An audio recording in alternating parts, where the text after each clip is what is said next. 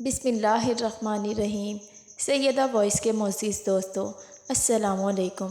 کہا جاتا ہے بنی اسرائیل کی ایک حسین و جمیل عورت تھی جس کی بدکاری کے چرچے ہر طرف تھے۔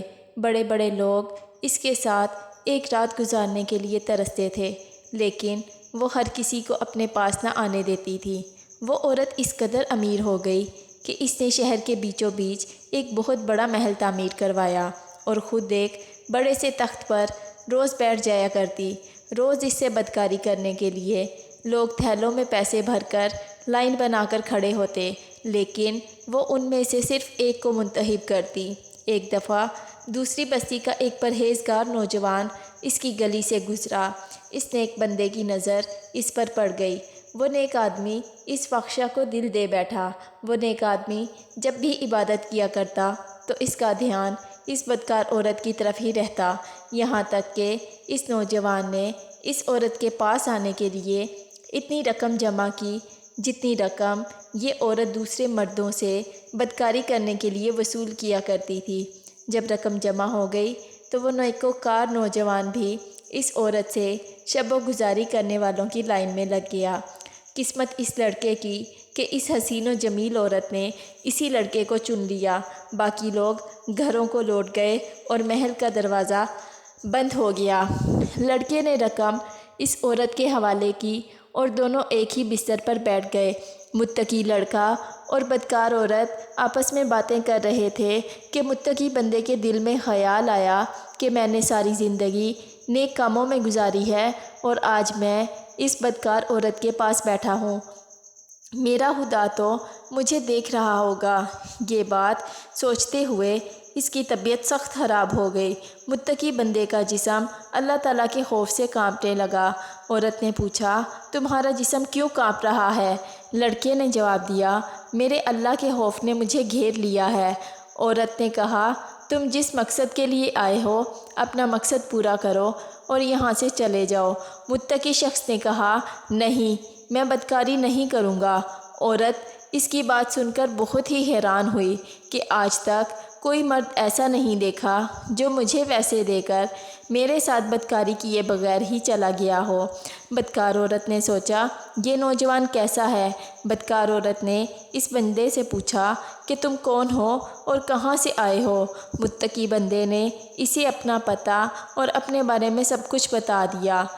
متقی بندے نے کہا کہ میں نے آج سے پہلے کبھی بدکاری نہیں کی اور نہ ہی آج کروں گا۔ بس تمہارے حسن کی وجہ سے بہک گیا تھا۔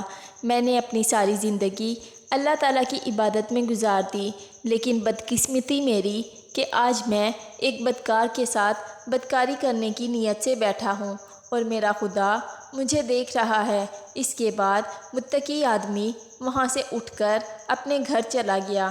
جب وہ مرد بدکار عورت کے پاس سے اٹھ کر چلا گیا تو وہ عورت سوچنے لگی کہ بے شک یہ اللہ کا نیک بندہ تھا جو میرے ساتھ بند کمرے میں بیٹھا ہوا تھا، لیکن اس کا یقین تھا کہ میرا خدا مجھے دیکھ رہا ہے اور میں تو بہت ہی بدکار عورت ہوں۔ میں نے تو ساری زندگی بدکاری میں ہی گزاری ہے، میری بخشش اللہ تعالیٰ کے ہاں کیسے ہوگی؟ یہ بات وہ بدکار عورت سوچنے میں مصروف ہو گئی۔ اس بدکار عورت کو اس نیک بندے کی صحبت بھا گئی۔ اس عورت کے دل میں خدا کا ڈر بیٹھ گیا۔ وہ اپنے سب اعمالوں پر بہت ہی شرمندہ تھی۔ اس نے سوچا کہ میں حضرت موسیٰ علیہ السلام سے پوچھتی ہوں کہ میں بدکار عورت ہوں، میرے لیے بھی توبہ کا کوئی راستہ ہے؟ کیا خدا مجھے بخش دے گا؟ وہ عورت اپنے تخت سے اٹھی اور سیدھی حضرت موسیٰ علیہ السلام کے پاس چلی گئی۔ وہ عورت اپنی بدعمالیوں کی وجہ سے بہت ہی مشہور و معروف تھی۔ وہ عورت حضرت موسیٰ علیہ السلام کے پاس گئی تو اس نے دیکھا کہ حضرت موسیٰ علیہ السلام بنی اسرائیل کو واعظ و نصیحت کر رہے ہیں۔ اس بدکار عورت نے اپنا پیغام حضرت موسیٰ علیہ السلام کو کسی مرد کے ہاتھ بھیجا تو اس مرد نے سب کے سامنے حضرت موسیٰ علیہ السلام کو کہا کہ فلاں عورت آپ کو ملنے کے لیے آئی ہے۔ اس عورت کی بدکاری ہر طرف مشہور تھی۔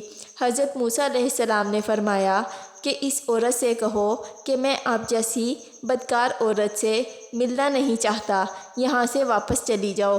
اس شخص نے اسی طرح آ کر اس عورت کو بتا دیا تو یہ بدکار عورت بہت ہی شرمندہ ہوئی۔ اس بدکار عورت نے سوچا کہ میں اتنی بدکار ہوں، میری توبہ کا اب کوئی راستہ نہیں ہے، میں نے خدا اور اس کے پیغمبر کو ناراض کر لیا ہے، میرے لیے تو اب دنیا میں کوئی ٹھکانہ نہیں۔ وہ یہ سوچ کر وہاں سے اپنے گھر کی طرف آ رہی تھی کہ میں اتنی بدکار عورت ہوں کہ خدا کے نبی نے بھی میرے ساتھ بات کرنا گوارا نہ کیا۔ اس بدکار عورت نے بڑوں سے سنا ہوا تھا کہ جب خدا ناراض ہو جائے تو اس کو منانے کا ایک ہی راستہ ہے کہ خدا کے سامنے سجدہ ریز ہو جاؤ۔ اس عورت نے گھر میں داخل ہو کر کمرے کو بند کیا اور باوضو ہو کر اللہ تعالیٰ کی بارگاہ میں سجدے میں گر کر خوب روئی۔ اس نے اللہ تعالیٰ سے دعا کی، اے میرے خدا، تو بہت رحیم و کریم ہے، یا اللہ مجھے معاف فرما۔ جب رات ختم ہو گئی تو اس کے دل میں خیال آیا کہ میں عورت ہوں، اس گھر میں تنہا رہتی ہوں، اگر میں توبہ کر بھی لوں تو لوگ مجھے بدکار عورت کہتے ہی رہیں گے، لوگ مجھ سے بدکاری کرنے کے لیے پھر بھی آیا کریں گے۔ اس لیے بدکار عورت نے اس گھر کو خیر آباد کہنے کا سوچ لیا۔ عورت نے اپنا چہرہ چھپایا اور اس گھر سے نکل گئی۔ چہرہ اس لیے چھپایا کہ لوگ اس کو پہچان نہ لیں۔ عورت نے سوچا، میں اس نیک متقی بندے کے پاس چلی جاتی ہوں جس نے مجھے خدا کا خوف دلایا تھا، ہو سکتا ہے خدا مجھے بھی اس نیک بندے کے صدقے معاف کر دے، شاید وہ نیک اور متقی بندہ مجھ سے شادی کرنے کے لیے رضامند ہو جائے۔ وہ عورت اس کی بستی میں داخل ہو گئی اور اس بستی سے پوچھتے پچھاتے ہوئے اس نیک بندے کے گھر میں چلی گئی۔ اس نیک بندے کے گھر جا کر اس عورت نے کہا کہ میں فلاں نامی بندے سے ملنے آئی ہوں۔ گھر والوں نے کہا وہ اس وقت عبادت میں مصروف ہے، جب وہ اپنے کمرے سے نکلے گا تو اس وقت ہی تم اس سے مل سکتی ہو۔ وہ عورت کمرے کے باہر اس کے انتظار میں بیٹھ گئی۔ جب اس نیک بندے کی عبادت کا وقت ختم ہوا تو اس نے اپنے کمرے کا دروازہ کھولا تو یہ عورت کمرے کے دروازے کے بالکل سامنے بیٹھی ہوئی تھی۔ اس عورت کو دیکھتے ہی اس نیک اور متقی بندے کو وہ وقت یاد آ گیا کہ میں اپنے خدا کی عبادت کو چھوڑ کر اس بدکار عورت کے پاس جا کر بیٹھ گیا تھا۔ اس کے ذہن میں یہ خیال آیا کہ یہ عورت پھر سے میرا ایمان خراب کرنے کے لیے یہاں آئی ہے، میں نے تو پہلے ہی بہت مشکل سے اس کا خیال ذہن سے نکالا ہے۔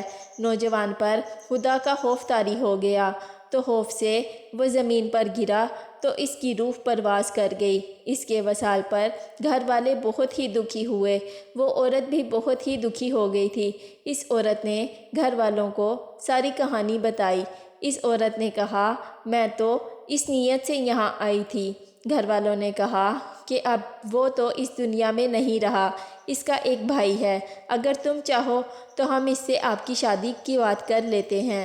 جب اس متقی بندے کے بھائی سے اس عورت سے شادی کی بات کی گئی تو اس کے بھائی نے شادی کے لیے ہاں کر دی۔ اس طرح دونوں کی شادی ہو گئی۔ اس عورت نے خدا سے سچے دل سے توبہ کر لی تھی۔ اللہ تعالیٰ نے اس عورت کو 7 بیٹوں سے نوازا۔ وہ 7 بیٹے ہی بنی اسرائیل کے اولیاء کرام میں سے گزرے۔ اگر کوئی بدکار عورت بھی اللہ تعالیٰ سے توبہ کر لے تو اللہ تعالیٰ اس عورت کو 7 ولیوں کی ماں بنا دیتے ہیں۔ خدا کتنا رحیم و کریم ہے، وہ چاہے تو بڑے سے بڑے گناہوں کو معاف فرما دیتا ہے۔ اللہ تعالیٰ سے دعا ہے کہ اللہ تعالیٰ ہم کو نیک کام کرنے کی توفیق عطا فرمائے، آمین۔ دوستو، اگر آپ کو میری یہ ویڈیو اچھی لگی تو میری ویڈیو کو لائک، شیئر اور میرے چینل کو سبسکرائب کریں اور ساتھ ہی بیل نوٹیفیکیشن کے بٹن کو بھی پریس کریں تاکہ میری آنے والی تمام ویڈیوز آپ تک بر وقت پہنچ سکیں۔ شکریہ۔